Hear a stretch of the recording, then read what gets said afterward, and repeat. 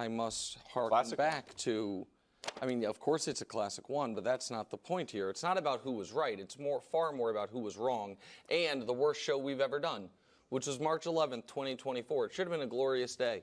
It was the day that we found out Mac Jones had been traded to the Jags. And instead of discussing that, it turned into this. Can we play it, please? I'm surprised you're so confident. The idea that there's this gulf between Trevor Lawrence and Mac Jones, I think is I don't think people have looked at the numbers. I mean, you guys are out of your mind. I'm not saying, I'm just saying he makes an interesting He doesn't make any interesting points. There's a chance that is not, outside of injury that if this guy, I don't know, throws 4 interceptions and a half or loses 5 straight games to boot us out of the playoffs, maybe we look in another direction before we make a $200 million investment. What will both of you say about this disaster of a segment we've just done when Trevor Lawrence signs his contract before the next game is played? If they do that, then clearly Wilds' theory is wrong. Well, and Brew, good job there. Brew, good job there putting it on him. So Wilds, no, I never co-signed what he said. I just said he makes some decent points. Wilds, I would like an apology, but I'm not the only one who wants an apology. Who? I mean, you know who. Oh. You know who. How did this happen? You know who. You know who. I cannot believe it. Y'all did a good job of keeping that secret. I usually know about all right. I have seen, gentlemen, thank you as always. Yeah, I have seen you now 10 times in the last 8 months. Some of my dear friends I haven't seen as much as you guys. So do you have something to say to all of us? So, look, I apologize to who am I apologizing to? Well, you? The three of us. I apologize to all of you guys for thinking, perhaps erroneously, that the gap between Mac Jones, one of my favorite players, and Trevor Lawrence was small. Turns out it's $270 million. Well, I don't know. Can I ask Brew a question? You're going to show numbers. I'm not showing any numbers. I'm not showing any blind resume. Yeah, go ahead. The internet is just bubbling with blind resumes. It's every quarterback. Wow, Gardner Minshew's that good, huh? I'm just saying that, and I don't want it. It's not a Mac Jones segment. I would hope not. But you would have the Steelers at number 1, and the gap between the starter and the backup. Steelers would be number 1. There's a real QB controversy here. Small. Right? Yeah. Maybe the Giants are number 2. Right? It's Drew Lock, Daniel Jones. Oh, number 3, I don't know. I don't know. The Colts are probably up there. The Broncos are probably up there. The Colts? The Seahawks are probably up there. What, you don't like Anthony Richardson? No, the gap. Once you get past the Mahomes-Allen gap, it doesn't get much wider than Trevor and Mac. He's had a great 2 seasons. Let's look at the numbers. Great. Oh, so here are the numbers. Here we go. I knew the numbers were coming, but that's fine. What are we talking about? Go ahead. Who had a great 2 seasons? Trevor Lawrence. 13th, that's above average. 11th in completion percentage. I'm surprised as that. And I took out the rookie year. Yeah. These are all solid numbers. Now, they're average. Brew. Hold on. Can I ask you a question, Wilds? Since you're a quarterback wins guy? Yeah. So that's 17 wins, right? The 4 years prior to that, they were 15-50. And the fact that this team, because the numbers that I think are far more relevant are what he did from when the light bulb turned on for him until what he did when he suffered 3 consecutive injuries, which we can show you. It's not an unfair sample. It's when the winning. It's not. And I want to highlight this. I actually 100% agree with Nick. And so for all you guys that say that I always just hate on Nick, well, here you go. That's not accurate. I argue the truth and what I think is real.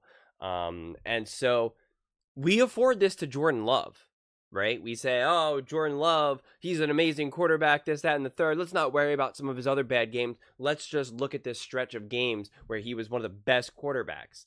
And that is the reality with Trevor Lawrence. You have to look beyond just the baseline stats, the surface level stats, and see what actually led to those stats. What is the circumstances? He got off to a terrible start because he got drafted to a terrible organization with a bizarre head coach in Urban Meyer. indisputable, okay? Then he got Doug Peterson.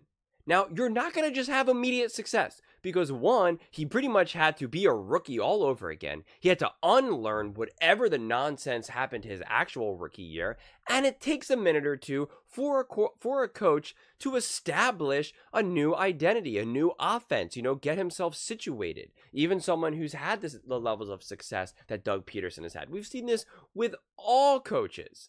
That's just the way it goes. So it's going to take a second. Now they right the ship and everything is humming along. And yes, people want to talk about his, what he did in the playoffs and all of that. Listen, a lot of young quarterbacks don't have flawless, playoff experiences in their first year. That's just the reality. And again, you have to look at who the Jacksonville Jaguars are, who their personnel is. I guarantee you the average fan can't name 2 offensive players outside of Lawrence on the Jaguars. But they can for a lot of other teams, whether it be the Cowboys, whether it be, of course, the Chiefs, the Bills, the Texans, like whoever it may be. But no one even knows any of the names on the Jaguars, okay? They just don't. So to put all of this on Trevor Lawrence, the lack of superficial success, I think is just not fair. And as Nick is going to highlight, he was playing well. The Jaguars were playing great, even with some injuries.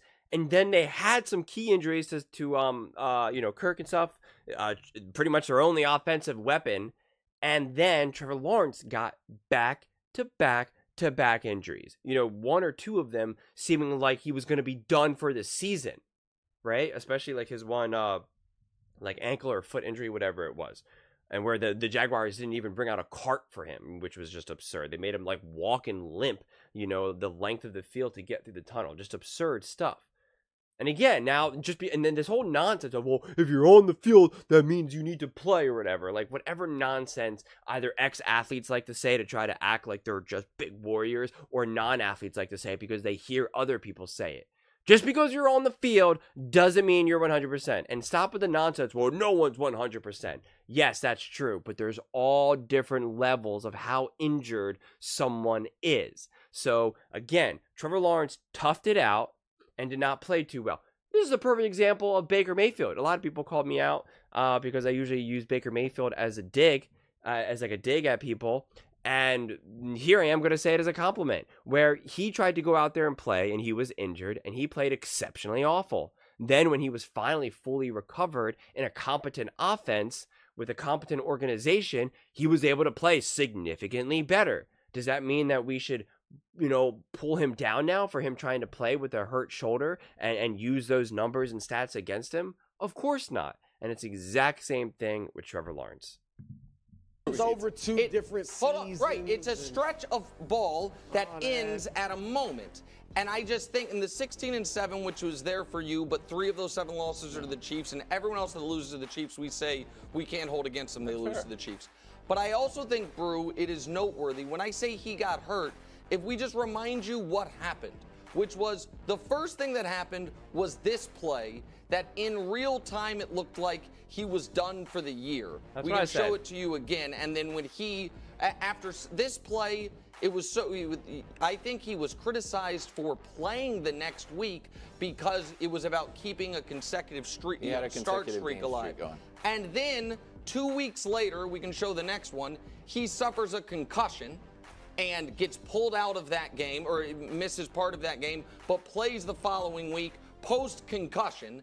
And then after that one, he then, on this play, dislocates his AC joint and finally misses a game. So when folks... So he missed 1 game. He played through the ankle injury. He played after the concussion. He's the only quarterback playing through injury? No, I'm just saying these are excuses. I mean, let's just call them what they are. So you don't think it affected his play? Maybe, but Justin Herbert played through broken ribs. I mean, a lot of quarterbacks play through injuries. I'm not going to give him a gold star for playing through some injuries. I'm not asking. And I'm not going to discount the numbers that he put up. I'm not giving him gold star.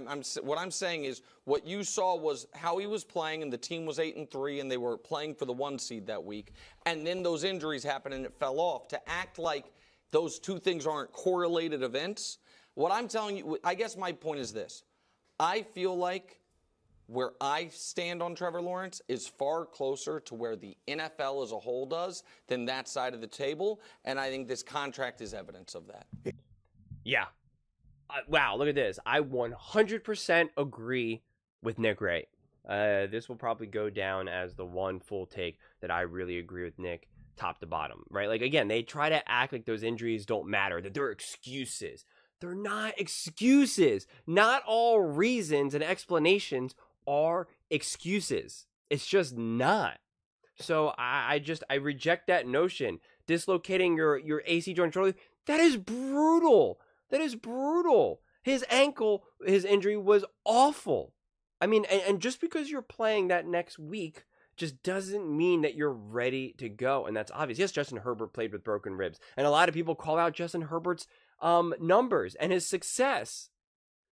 So I just think that this idea that if you're injured, you should still be able to compete like near 100%. And think of how absurd that is. If that was the case, then being in shape and taking care of your body and injury prevention, all that wouldn't matter. So obviously, I guarantee you, any of the guys at the table, anyone out there watching, if you just don't get a good night's sleep, you're impaired the next day. So this idea that these athletes, just because they do have superior genetics and superior athleticism, that they should be able to transcend that in a way that makes it just irrelevant is absurd. And again, different injuries impact different people. An ankle injury and a shoulder injury are completely different than a broken rib.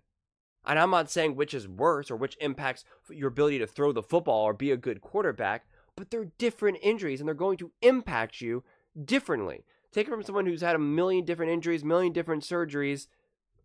They're all different. The pain isn't even the same. Breaking a bone is not the same as tearing a ligament. It's just completely different. So it's just all of the having a foot injury versus a knee injury versus a shoulder injury versus a finger injury, it's all different. Tearing your ACL versus tearing your meniscus, they're both in the knee, they're both knee injuries, completely different. Completely different physical therapy, completely different recovery timeline, completely different treatment. So it's just all different. And just because we have some athletes who got injured and were able to overcome it and still play at a high level, doesn't mean that they're superior to another athlete who got, because again, all injuries are different. Even if you both tear an ACL or both tear a meniscus or both break a bone, there's different degrees of it, different severity, different abilities to heal, different timelines. It's not all identical. So I just wholeheartely reject what both Wilds and Brewer are saying. And I really do 100% agree with Nick Wright. I do think Trevor Lawrence is a good, becoming a great quarterback.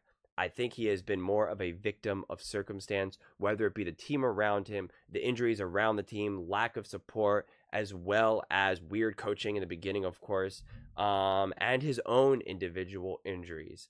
And yeah, that's just the way I see it. So it is funny to be able to finally agree with Nick Wright from the beginning to the end of the take. But those are just my thoughts. I would absolutely love to hear yours. What do you guys all think? Do you think this was a mistake by the Jacksonville Jaguars? Do you think Trevor Lawrence is overrated and doesn't deserve all that money? Let me know in the comments below. I read every single comment, so whether you agree with me or disagree with me. Either way, let's get in some discussions, let's get in some fights, but ultimately, let's just have some fun. And please do consider subscribing. We are building an amazing community here, and I would absolutely love to see you part of it. I want to build something that we all genuinely feel connected to, something that we're really excited to be part of, and I think we're well on our way to doing it. And please don't forget to give this video a thumbs up, as it really does help with the visibility and the algorithm. Thank you so much, and see you next time.